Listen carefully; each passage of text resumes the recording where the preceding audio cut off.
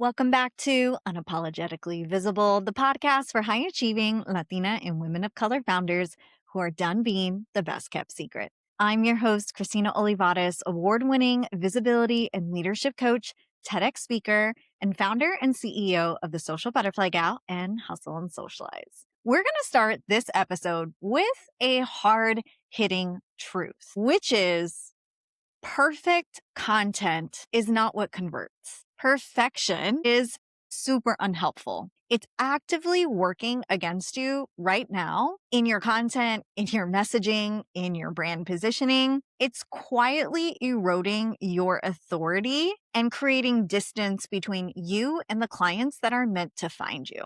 I know that might feel very uncomfortable to hear because most of you who are listening didn't cut corners. You did what you were told is successful, especially on the internet where we're kind of just making up the rules as we go. I know some of you listening, you're high achieving leaders, you've invested in the branding and the brand photos, in the editing tools. You've learned the trick of the platforms and how to post, even studied the trends. You've refined your message time after time after time, and you've optimized your delivery. You did everything right with social media and your content.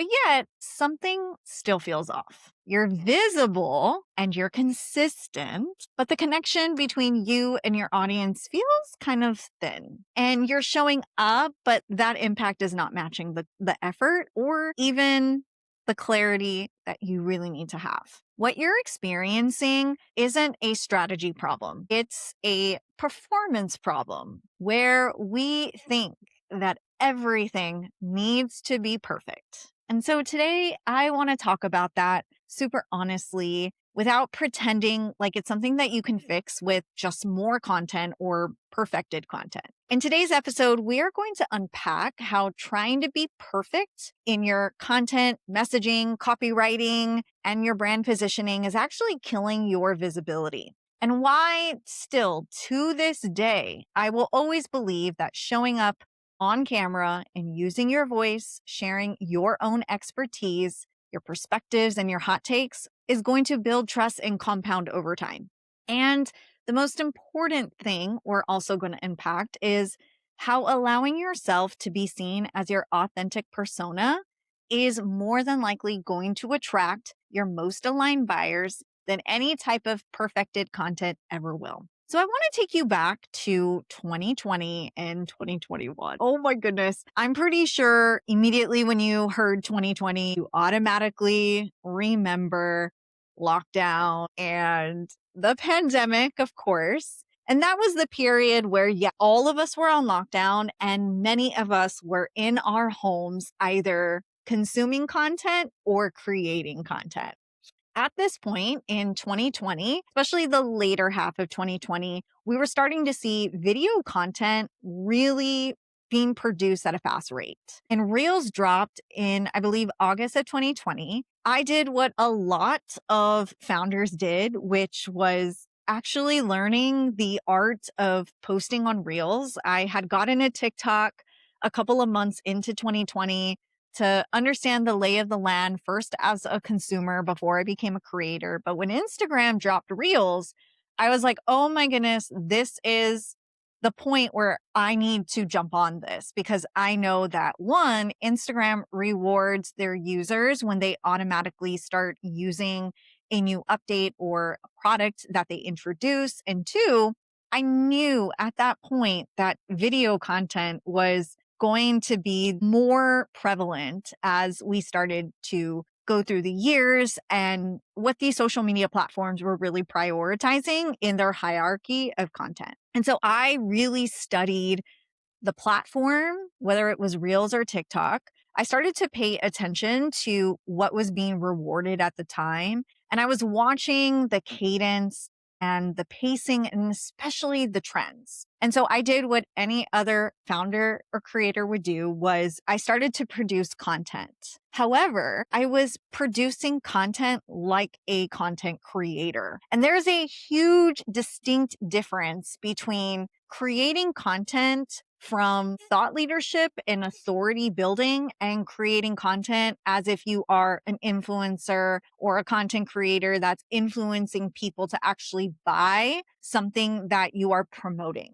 But I just remember being online and finding several content creators that I would mimic. I felt like my content needed to be exactly like their content in order to feel trustworthy. And in fact, what I was doing at the time was I was looking at all these content creators who had similar business models or similar things. And I would look at the different content pieces that they were putting, especially when it came to the trending audios, and I would mimic exactly what they were doing. I was in a deep transition at the time within my company. Around 2020, I was solely focusing on managing social media for clients. So from 2015 to 2020, all I was doing was managing social media for clients in my local region and throughout the state. And during the pandemic time, this is where I started to shift and beef up my own personal brand because, of course,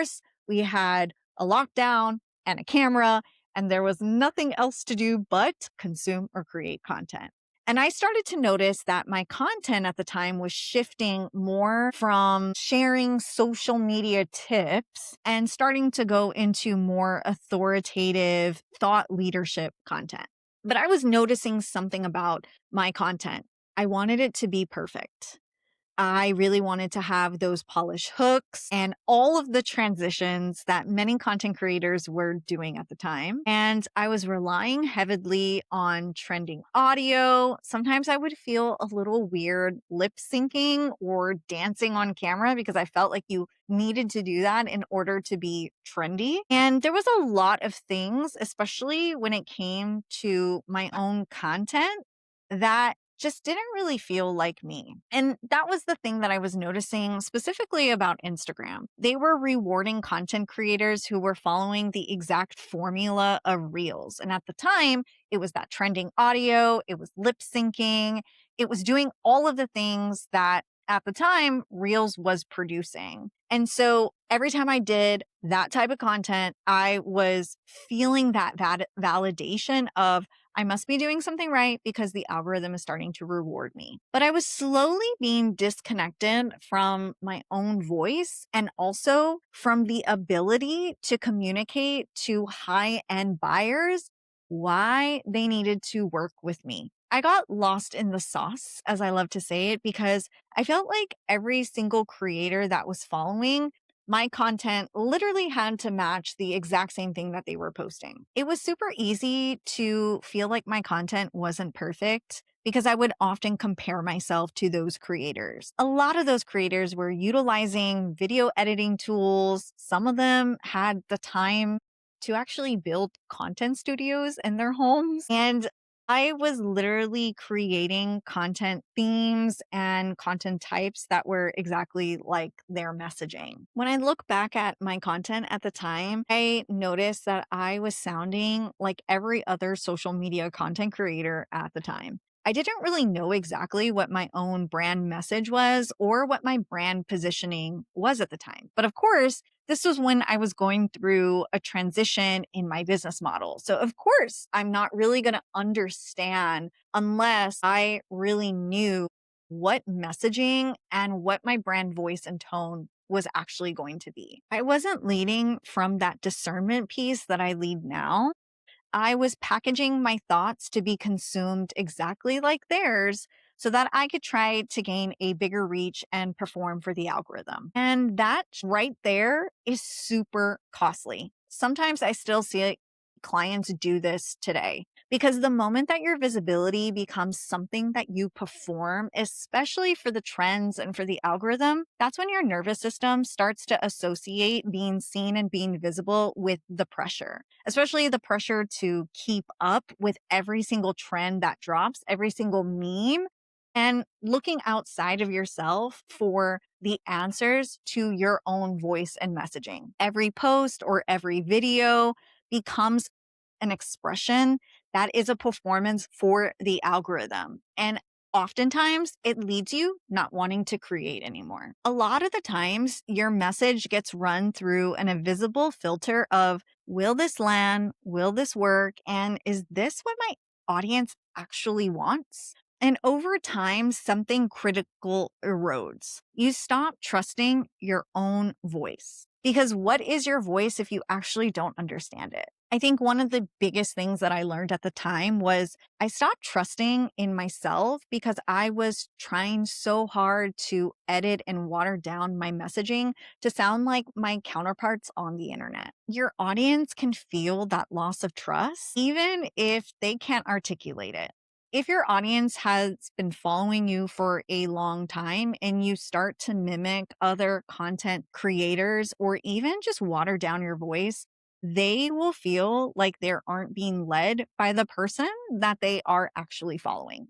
They don't feel invited to your thinking, to your perspectives, or even feel presented with actual conclusions and clarity. And that's why so many of you have beautiful content, but super flat conversions, because perfection and performing for the algorithm doesn't create trust. What actually converts is your leadership that feels super embodied, where your voice and your presence and your perspectives are super aligned and not optimized specifically for the algorithm. And perfection breaks that alignment every single time. I coach clients all the time on this. In order to create, you must consume less. And a lot of the times, that means that you are going to have to block out all of the distractions and the noise and sometimes hiding your competitors so that you don't get inundated with their own thoughts and their content ideas, especially if it triggers the perfectionist in you. You have to stop thinking that every single piece of content has to be a whole ass dissertation or a think piece. And this is why, still to this day, I will always believe that showing up on camera, showing your face, and using your own voice, sharing your actual perspectives will outperform the most perfectly curated brand. I cannot tell you how many clients I've worked with inside of my coaching programs who are extremely terrified about showing up on camera. And if you're listening to this, I want you to send me a DM on Instagram and let me know some of the fears that you have around showing up on camera.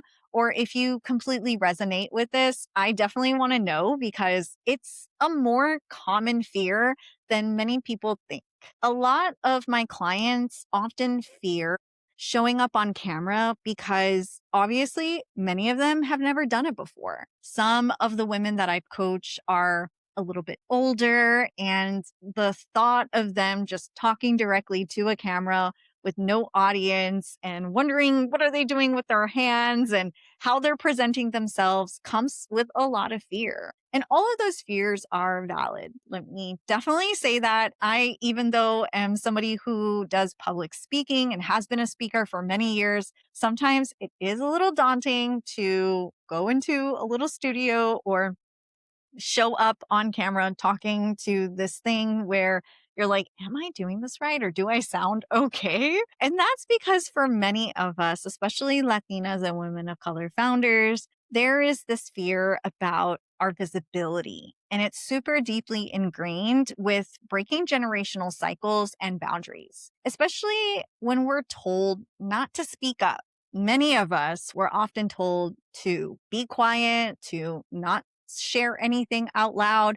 So, of course, anytime we have to show up on camera, it comes with a lot of fear around the actual thought of speaking up or the actual thought of using our voices to teach or to share our own perspectives. And one thing that I notice a lot with my clients is their fear about showing up on camera often comes from a perfectionist lens because of the fact that they don't want to look stupid. In fact, many of my clients always tell me in coaching sessions that their number one fear around creating video content is what the other side of that camera is going to think of them. A lot of it comes from the fear of being judged or the fear of feeling like an imposter, thinking that if they actually share their lived experience or their perspectives, many people are not going to want to work with them or follow them or think that they're not wise enough to actually have these perspectives and hot takes.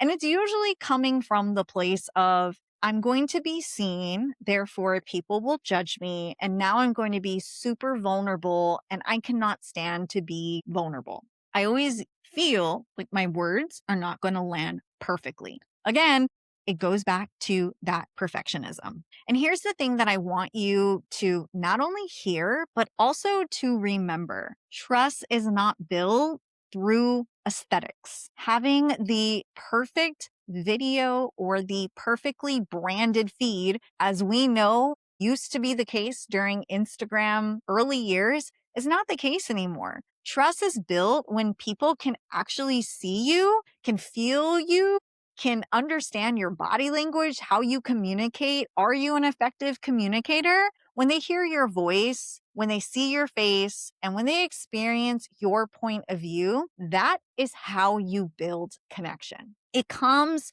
from not saying the most perfect thing to actually getting really clear and concise and saying the most true thing about your perspective, your hot take, your lived experience. And that's why showing your face matters, especially when we think about our voices. Video content showing up on camera builds that know, like, trust that allows for people to then get an understanding if they actually want to build a relationship with you online and offline. And now in 2026, we must name the elephant in the room: AI. All these tools are not inherently bad. In fact, I use AI tools. I use ChatGPT. Her name is Sophia. I use them to enhance my messaging and my copywriting skills and have it comb through my data. However, one of the things that I never do with AI is outsource my voice because I already know my messaging.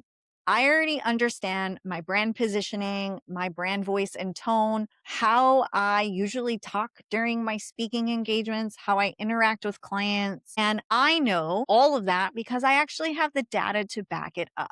I have the tools that I need to observe and analyze my data and understand what my audience is facing because I utilize their own words from the intake forms that they fill out and the feedback forms that they fill out in order to get an understanding of my messaging. I understand what verbiage they are using, so I can then take that into my copywriting, take that into my content, and just use it to enhance my voice. But of course, I'm not outsourcing it because that's when you start diluting your authority. I see this all the time. Founders who technically sound good and polished, everything seems super optimized, but nothing feels super embodied. And a big way for you to understand if someone is outsourcing their voice is I want you to think about seeing a content creator that is one of your favorites. You watch their content religiously on social media, you consume their podcast if they have one,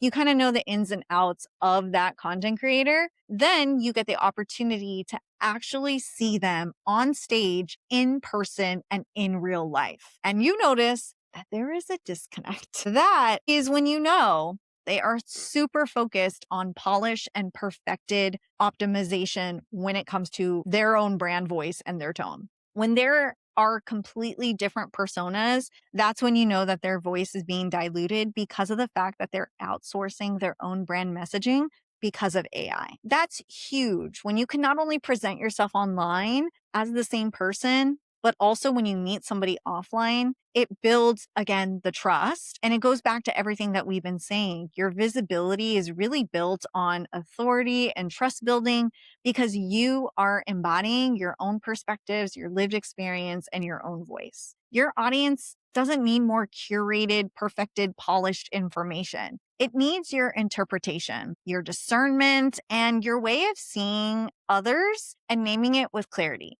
This is especially true for Latina and women of color leaders. People are not looking for somebody who has it all figured out, especially in your content.